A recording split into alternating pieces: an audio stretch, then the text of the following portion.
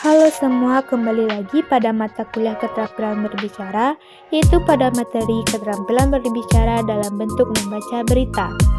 Sebelumnya, saya Amanda Nafdasari dengan NIM 22016009 dari Prodi Pendidikan Bahasa dan Sastra Indonesia Daerah. Baik, pokok bahasan yang akan kita bahas pada kali ini yaitu yang pertama, apa itu bahasa penyiar? Yang kedua, apa saja langkah-langkah dalam membaca berita? Yang ketiga, bagaimana naskah dalam membaca berita? Yang keempat, bagaimana praktik dalam baca berita? Baik, kita masuk pada pokok bahasan yang pertama, yaitu tentang bahasa penyiar. Bahasa penyiar. Penyiar adalah seorang penampil yang melakukan pekerjaan penyiaran, menyajikan produk komersial, menyiarkan berita atau informasi sebagai pembawa acara atau pelawak. Bahasa merupakan salah satu ciri yang membedakan manusia dengan makhluk lainnya. Bagi manusia, bahasa merupakan alat komunikasi yang sangat penting karena dengan bahasa orang dapat menyampaikan berbagai harapan, pikiran, pengalaman, dan pendapatnya kepada orang lain. Manusia dapat juga menerima segala pengetahuan, berita, pesan-pesan melalui bahasa. Bahasa, media komunikasi, dan manusia tidak dapat dipisahkan sebagai unsur-unsur pendukung interaksi dalam kehidupan masyarakat. Bahasa memang bukan suatu yang langka untuk didengar, bukan berarti seseorang semua memahami tentang pengertian tersebut.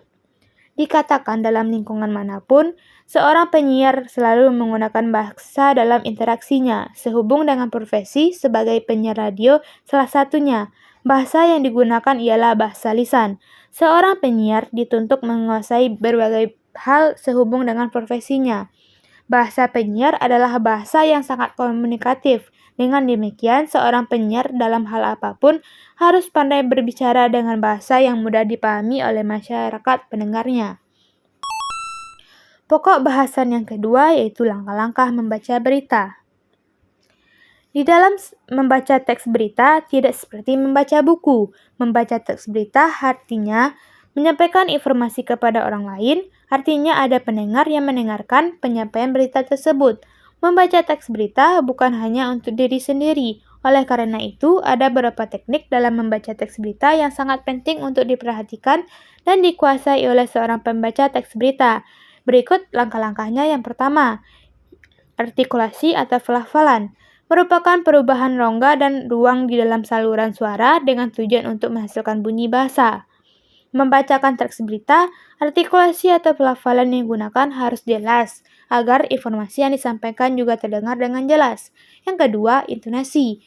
Intonasi merupakan hal yang berhubungan dengan naik turunnya suara atau adanya penekanan dalam suara. Intonasi yang digunakan harus tepat sesuai dengan kalimat berita yang disampaikan. Misalnya, untuk kalimat perintah diucapkan dengan menggunakan intonasi naik di seluruh bagian kalimatnya. Untuk kalimat hanya diucapkan dengan menggunakan intonasi naik pada bagian akhir kalimat. Dan pada umumnya, kalimat berita diucapkan dengan intonasi menurun di akhir kalimat. Yang ketiga, penjedaan. Penjedaan merupakan kegiatan berhenti sejenak untuk mengatur nafas saat membaca teks berita. Kegiatan berhenti sejenak atau pemberhentian sejenak tersebut tidak bisa dilakukan di sembarangan tempat atau bagian kalimat. Ada bagian-bagian tertentu dalam kalimat yang bisa dilakukan penjedaan. Yang keempat, sikap atau gestur.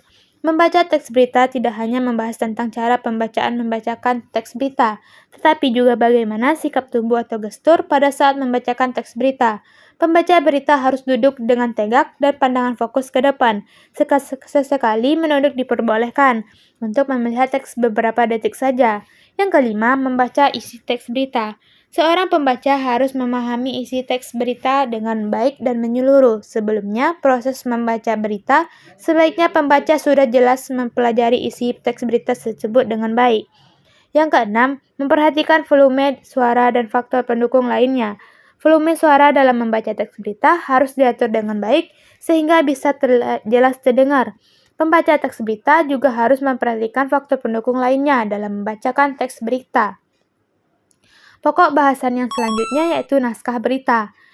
Teks berita adalah teks yang menyampaikan atau informasi mengenai peristiwa faktual dan aktual kepada masyarakat. Umumnya, struktur atau susunan teks berita terdiri atas 3 bagian, yaitu yang pertama, teks berita, yang kedua, tubuh berita, dan yang keempat, kaki berita.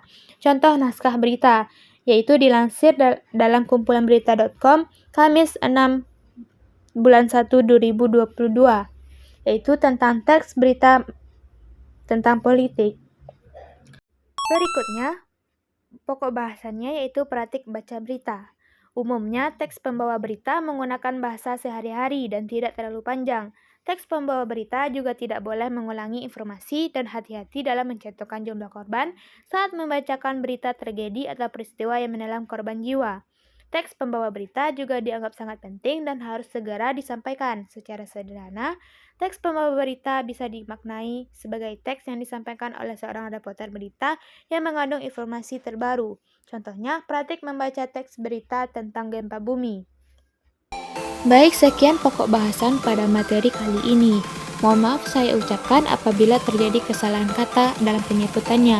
Assalamualaikum warahmatullahi wabarakatuh. Sampai jumpa dan terima kasih.